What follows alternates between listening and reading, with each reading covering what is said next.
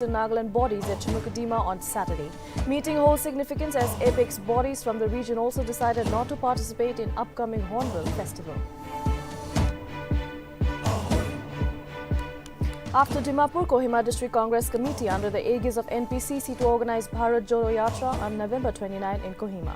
The march to start from Congress Bhavan before culminating at PHQ Junction at the state capital. Even after 5 days, Meghalaya still tensed over the Mukro firing incident. Meanwhile, Meghalaya Pradesh Congress Committee demands resignation of Congrad K. Sangma cabinet owing moral responsibility for the incident.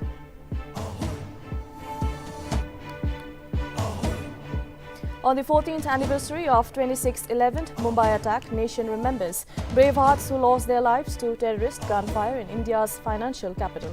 President Draupadi Murmu, PM Narendra Modi, along with several other dignitaries and leaders pay homage to the people who lost their lives.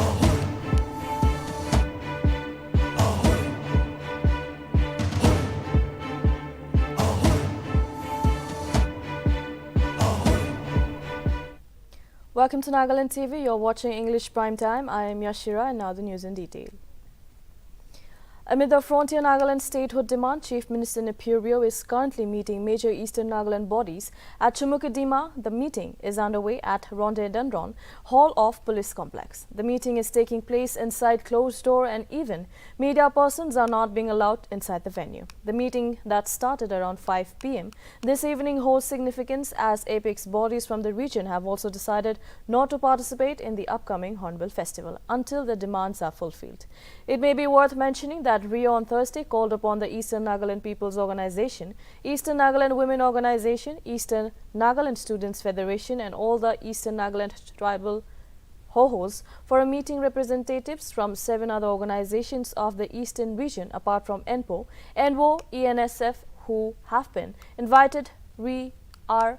Changkhule Setsang, Kimyungang Tribal Council, Konyak Union, Phom People's Council, Tikhe Tribal Council, United Sangtam, Likyum Pumji and Yimkyum Tribal Council.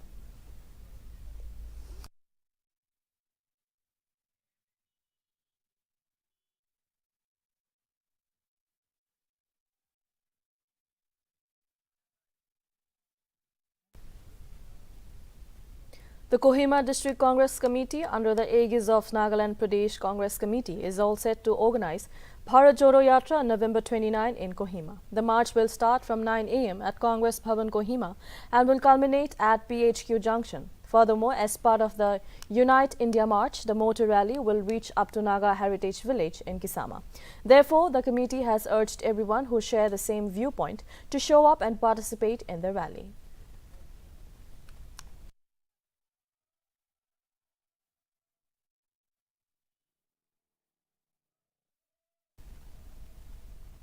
Wangshu Notung village under Tobu Division subdivision was inaugurated on Saturday in the presence of President of Konyak Union Tobu branch and public leaders of Wangshu Notung village. While inaugurating the village as a special guest, advisor of Department of Underdeveloped Areas N. Bangkhao thanked the dynamic leadership of Refugio government for his support and recognition of the village under Tobu area.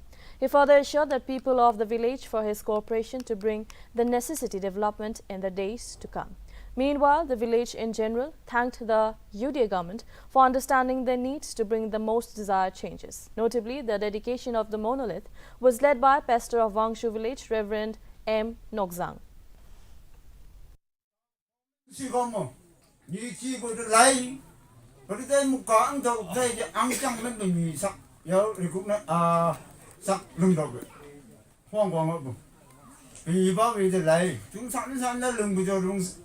Cabinet meeting one up the thing nam have a 2 hours of singing up beyond the room, talk by the room, not that you take them living more. Ah, by more now. Tell you, will you begin them handing me? Mudum, I'm so doing that. I lay me, Yamaji out, Hekorum, so be there. About Yamkis, get me young with it. Obviously, about you will begin about you down. Some of them got a bolero in my go. Live higher young meeting, my own and the Baki, the South Shukui, the moon that can be young. So, what I got of some mamu, Mumbo, the Gay President, she election dog, Sin Alan Sauji, Changka pa, tab comment si komo. As the most awaited Hornbill Festival is back with its 23rd edition, as many as 24 bands from across India, including Tiny Fingers all the way from Israel, will woo the audience, which is set to be held at Kisama from December 1 to 10. Advisor to Chief Minister Abu Mehta during a press conference held on Saturday at Arsempa informed that this year's music festival is being presented by Toyota India, while for the first time, the Hornbill Music Festival will be initiating a festival outreach program, which is being sponsored by JK Trust Raymond of Mumbai. Meanwhile, Rhythms of Earth will perform at the main stage on 8th December and the 9th of night Bazaar. Mehta further added that the festival will also be hosting music workshops in partnership with Embassy of Colombia in India, Cultural Monks and Indian Performing Rights Society and NERD. It may be mentioned that Toyota Hornbill Music Festival will be launched by officials of Toyota India, Vice Chairman Vikram Kirloskar and Managing Director of Toyota Kirloskar Motors Private Limited, Masagazu Yoshimura. Opportunity. Government of Nagaland and TAFMA and the music fraternity. We are grateful to Toyota for partnering with us. We are extremely happy, very, very happy that a company like Toyota has come forward and partnering with the Hornbill Music Festival. The Hornbill Music Festival, as you all know, is India's biggest music event. It takes place over a period of 10 days. Dozens of participants and bands come and take place. In the past, we've had an event called the Hornbill National Rock Contest. But obviously, we've moved ahead from there. And today, there are bands around the country, bands from around the world who request us to come and take part and get opportunity in the Hornbill platform. Of all the dozens and hundreds of events that take place during the Hornbill Festival, one of the shining stars of Hornbill as a whole is, of course, the music festival. It brings the country, it brings different countries under this platform, and it's also a platform that highlights the talents. A one-day awareness program on financial literacy was held at Choyo Yimling Baptist Church in Mokokchung on Saturday.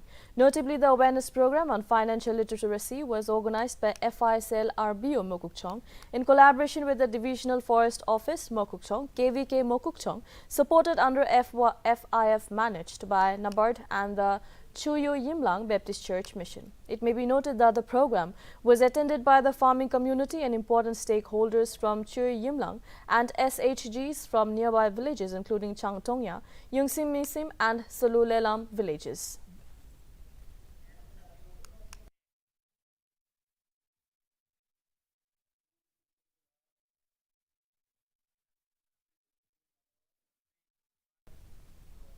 Nagaland Wrestling Association on Saturday held the State Senior Freestyle Wrestling Championship for both men and women at the IG Stadium in Kohima, whereby a total of 23 wrestlers from Kohima, FEC and Parent participated. Notably, the championship was played in 10 weight categories, 5 each for men and women. Speaking at the inaugural program as the special guest, advisor for Fire and Emergency Services, Phowang Konyak urged the NWA and the affiliated associations to teach the age-old traditional sport Naga wrestling to other tribes, as only 3 tribes have been preserving the sport so far. It is to be mentioned that the winner of all the 10 weight categories will be representing the state for national championship selection, which is scheduled in the second week of December this year, and will get an opportunity to wrestle at the national level if selected. In 10 days' time, we are conducting this Nagaland Senior Freestyle Wrestling Competition. And today, those who got selected in their respective categories will be representing the state of Nagaland in the national selection competitions. And that competition will be in the second week of December. In 10 days' time, we are conducting this Nagaland Senior Freestyle Wrestling Competition. And today, those who got selected in their respective Secheku Range Sports Association and Centre Chakasang Games and Sports Association on Saturday held a friendly sports meet at Javami village with President of Kohima Chakasang Youth Organization Vevoi Wadio as the special guest. Wadio, while addressing the gathering, expressed his delight on the gathering, which was held under the theme Unity Through Sports. He further remarked that the occasion is a day to show the spirit of oneness, unity, togetherness and a common voice. Meanwhile, he advised the youth to understand and analyze what is going on in and around, lamenting that the present generation is struggling to differentiate between the good and bad. It is to be mentioned that on the occasion, football exhibition for men was held and also volleyball for the women.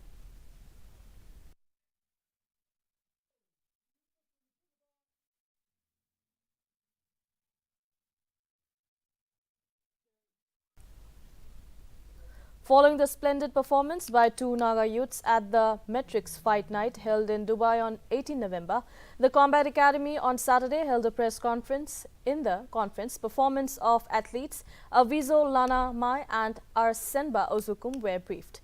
Notably, Abizo won the featherweight category, in which is 55 kg, whereas Arsenba participated in the flightweight category in 65 kg. The academy, while addressing Nltv, mentioned that the fighters are paid to fight, which they have been trying to achieve for the past 8 years.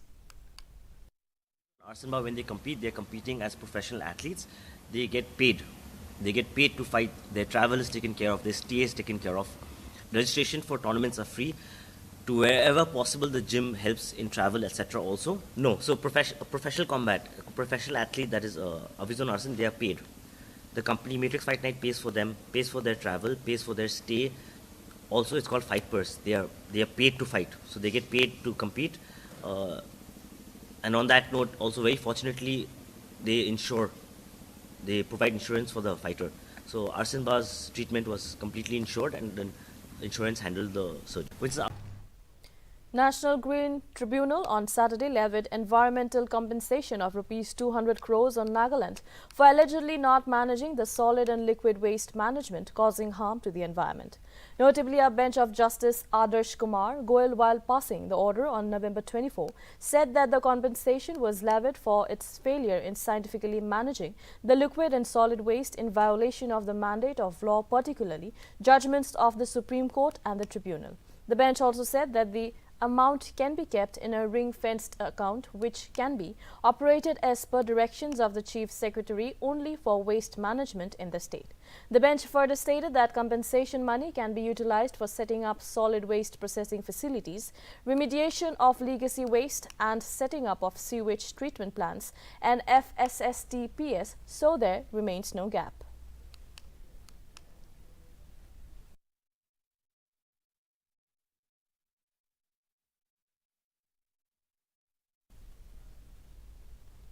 In the light of the upcoming general election for Nagaland Legislative Assembly 2023, a meeting with the enforcement departments and agencies was conducted at the office chamber of Chief Electoral Officer in Nagaland for assessment for election preparedness and ground situation on Friday. Chief Electoral Officer of Nagaland, V. Shashank Shekhar, chaired the meeting, where the gathering covered the topic of holding the 2023 Legislative Assembly elections in a free and fair manner. The members emphasized the need to carefully examine unfair, harmful and unlawful methods such as the inflow of alcohol and the use of financial power by all the concerned departments. Furthermore, CEO also conducted a video conference with all the Deputy Commissioners, District Election Officers, Commissioner of Police, Dimapur and Superintendents of Police regarding poll preparedness.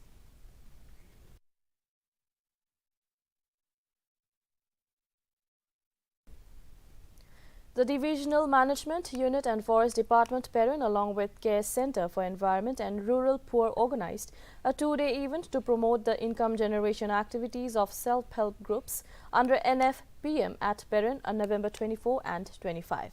A total of 23 groups from 9 villages under Perin district exhibited and sold locally farmed product at the event under the theme Green Parent, Green Growers Meet in Jaluki town. The event was aimed at providing a platform for all the groups to exhibit and sell their unique products and was organized in collaboration with Land Resource Department, Tool Room and Training Center with Assam Rifles. The Divisional Forest Officer Parent, Dr. Prabhat Kumar, while addressing the welcoming the guests, stated that providing a platform for a women group is the need of the hour. Meanwhile, Deputy Commissioner Perrin Vineet Kumar focused on collaborations with other departments in organizing such event in the future.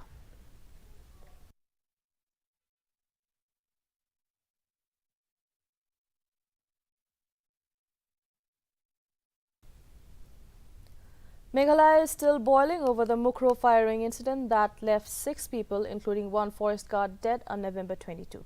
Even after 5 days passed, tension prevailing along Meghalaya-Assam border. Vehicles from Assam are in queue from both the sides of Jurabat Point and Barak's Katigara as entry to state has been restricted for Assam registered vehicles. Road connectivity between Brahmaputra and Barak Valley is cut off since last Tuesday. Amid all the tension, the Meghalaya Congress Pradesh Committee on Friday demanded the entire cabinet led by Chief Minister Sangma to step down owing moral responsibility for the shooting incident. The party stated that Assam police fired indiscriminately at the innocent villagers, citing that incident took place within the territory of Meghalaya. MPCC alleged that the National People's Party, which heads the state's coalition government, is not concerned about the safety and security of the border villages. Meanwhile, owing to the situation, central paramilitary forces have been deployed in the state to contain the law and order situation. Notably, 2 companies of Central Reserve Police Force have been deployed in Shillong, while 2 companies of Border Security Force have been deployed in Ribhoi and Jaintia Hills district.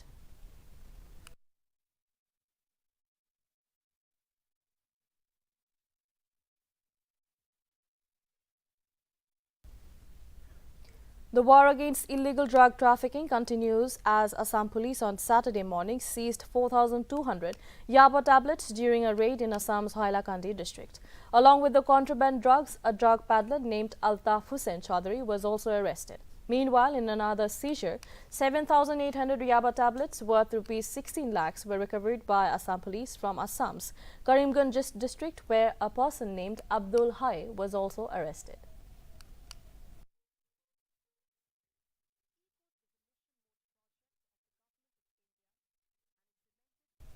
On the occasion of Constitution Day, Prime Minister Narendra Modi on Saturday launched various new initiatives under the e-court project in the national capital. The initiatives launched by the Prime Minister include Virtual Justice Clock, Justice Mobile App 2.0, Digital Court and S3WAAS websites. Addressing the gathering, Modi stated that India, as the mother of democracy, is strengthening constitutional beliefs, and with the strength of pro-people policies, India is empowering the poor, marginalized and women with simplified laws. He further stated that for timely justice, India's judiciary is taking a lot of steps, including the e-initiatives that have been launched today. Ensuring ease of justice for all, Modi further stated that as Team India, Indians should enhance India's prestige before the world and bring its contribution before them. Notably, Constitution Day celebrated since 2015 to commemorate the adoption of the Constitution of India by the Constituent Assembly in the year 1949. The project is an effort to provide services to litigants, lawyers and judiciary through ICT enablement of courts. सभी को और सभी देशवासियों को संविधान दिवस की हार्दिक शुभकामनाएं। 1949 में ये आज का ही दिन था जब स्वतंत्र भारत ने अपने लिए एक नई भविष्य की नींव डाली थी। इस बार का संविधान दिवस इसलिए भी विशेष है क्योंकि भारत ने अपनी आजादी के 75 वर्ष पूरे किए हैं। हम सभी अमृत महोत्सव मना रहे हैं।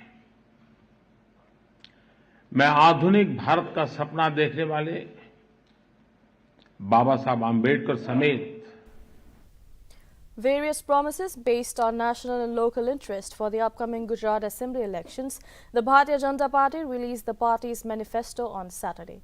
Gujarat Chief Minister Bhupendra Patel, along with BJP National President JP Nadda and State Party President CR Patel, presented the Saffron Party's manifesto in Gandhinagar. During the program, the ruling party has guaranteed uniform civil code implementation, 1 lakh government jobs for women, rupees 10,000 crore for agri-marketing infrastructure, and financial assistance to economically weaker section students.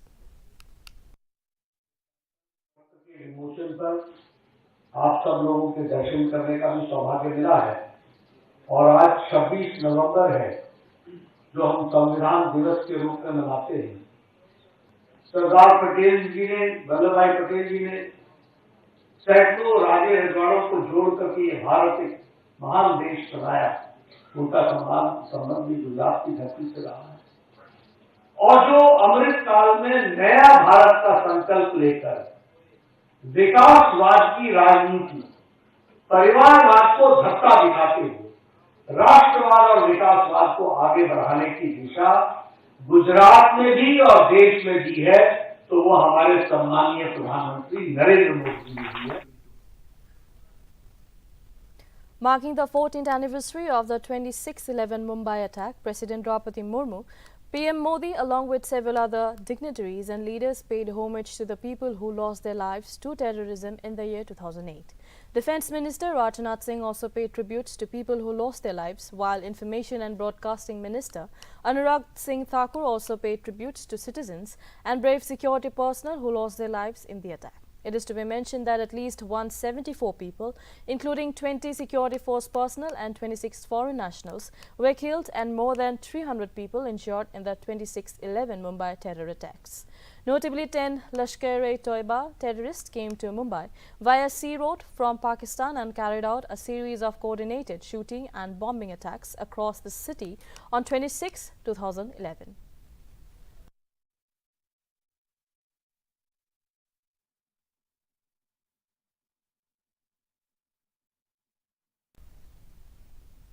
Congress Party's Bharat Jodo Yatra on Saturday resumed from Mortaka village in Madhya Pradesh.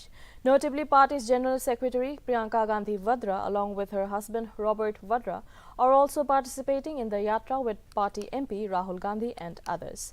Bharat Jodo Yatra, which began on September 7 from Kanyakumari, will cover a further distance of 2,355 km in its 3,570 km march. It will end in Kashmir next year. It is the longest march on foot by any Indian politician in the history of India, the Congress claimed earlier in a statement.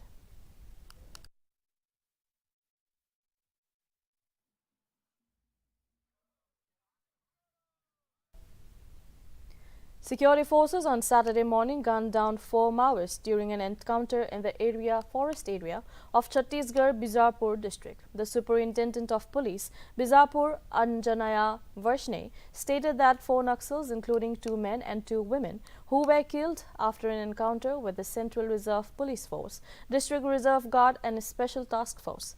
The SP further added that arms and ammunition were also recovered from the spot while a search operation is undergoing.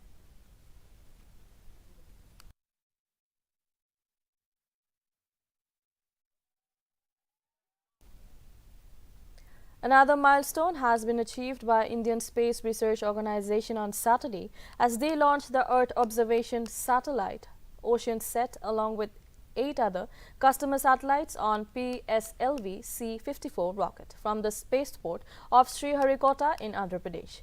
The countdown for the 56th flight of the Polar Satellite launch vehicle began at 10:26 a.m. and liftoff took place at 11:56 a.m. While the primary satellite EOS-06 will be separate in orbit 1, 2 orbit change thrusters introduced in the propulsion bay ring of the rocket will subsequently change the orbit. Furthermore, the passenger payloads will be placed in different orbits in orbit 2. 54 EOS-06 mission. सफलतापूर्ण उत्थापन PSLV C-54 बहुत ही रोमांचक क्षण ये होता है जो लोग for making yet another successful mission in the series of its long years of journey. And also congratulations to your 06 satellite, which is just deployed its solar panels very correctly at the expected time. And I'm very sure it will continue its further phases of actions. Now, as already announced, this mission is still not completed. We are waiting for the change of orbit of the upper stage along with the remaining 8 satellites. We have the India Bhutan satellite on board and the Anand satellite from Pixel is there. Thai Bolt 1 and 2 are there.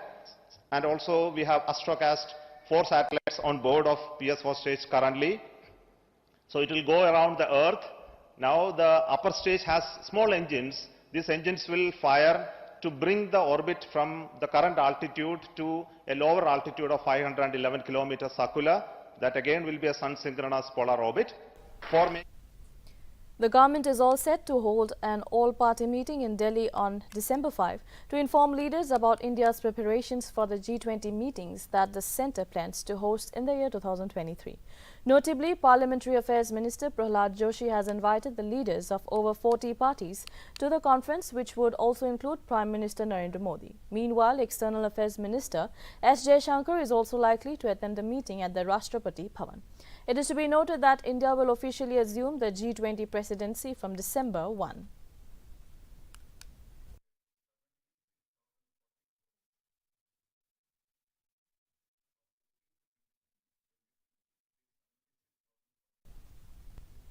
Veteran Bollywood actor Vikram Gokhale passed away on Saturday at the age of 77 in Pune. Gokhale was undergoing treatment at a hospital for over 15 days where he had suffered multiple organ failures. The late actor is survived by his wife and his 2 daughters. Over the device, many actors and leaders paid their respect and condoled for the departed soul via Twitter.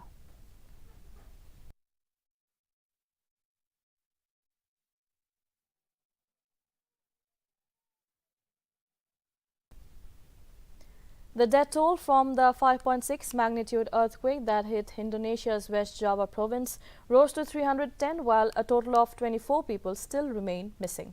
It is to be mentioned that the 5.6 magnitude quake that hit Cianjur region in West Java at about 1:21 p.m. on Monday at a depth of 10 kilometers, according to the United States Geological Survey, causing buildings to collapse while school classes were underway. Reportedly, around 2,043 people were injured during the quake, while 61,800 people have been displaced.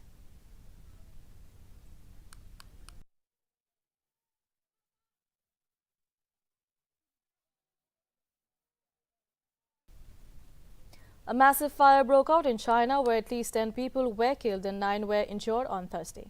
The blaze broke out in a high-rise building around 7:30 p.m. in a community of Taxian district in Urumoy, Zhuangzhou. Fire tenders rushed to the spot and injured were taken to the hospital immediately for treatment. The cause of the fire is yet to be ascertained. However, further investigations are currently going on.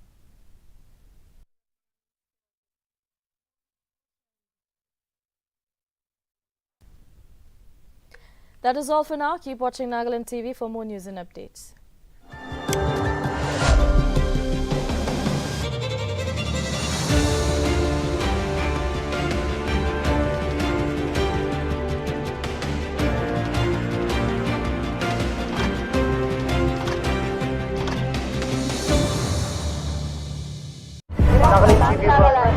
Nagaland TV, Sop Manulaga Awas. Watch us live on Jio TV and on your television sets as well.